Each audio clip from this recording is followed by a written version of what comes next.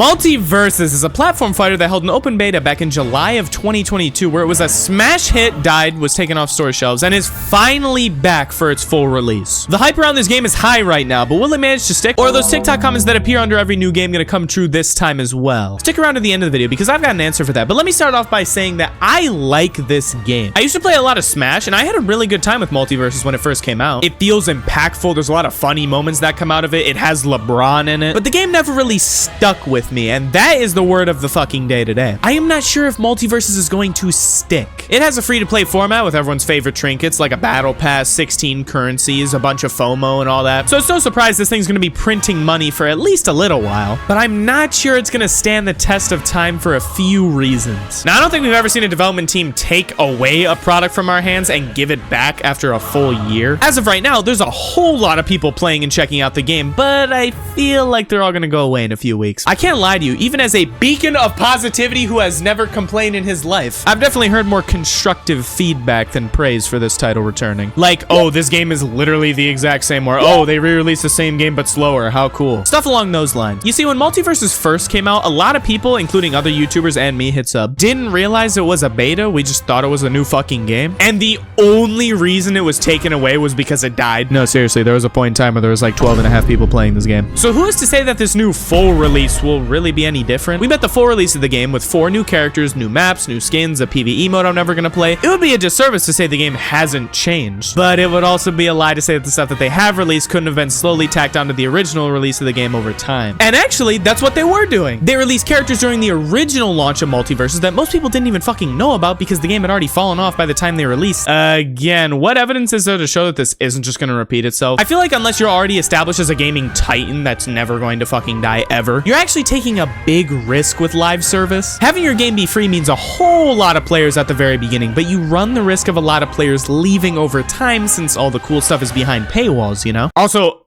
again, it's literally what happened the first time. I want to see this game succeed, but I feel like the only way for them to do that is to get some really crazy ass characters back to back to back. It's seriously their one and only saving grace to keep a mass amount of players on the game. Because if the next character they reveal is like a fucking Furby or some shit, the game's probably fucked, let's be honest. You gotta add the characters that the internet cares about. That's how you get your players. The only way for this game to thrive is to add the characters that the internet really cares about. I'm talking fucking Mordecai and Rigby, best cartoon of all time, Happy Chaos, Roadhog, me, the Founding Fathers, Squid Game, Drake, Joe Bartolozzi, LeBron James. This game's life support is hype. The second that that hype runs out, this game flatlines and dies, and that's my hard read. I love the game, I'm optimistic, but that's a hard read on the harsh reality, bro. Although I do think this would be a little bit different if there was just more incentive to play the game. I log on to Multiversus because it's funny and I like playing with my friends. But realistically, I ain't working towards shit in this game. And ranked ain't even out yet. I'm trying to level up my LeBron because as it stands right now, it's fun. But if I wake up 2 weeks from now and I suddenly don't give a fuck anymore, that's when the game starts to collect dust in my Steam library. But the way you keep people wanting to learn your game is by keeping it hype and interesting. There's a lot of bullshit in this game. I personally hate this fucking stupid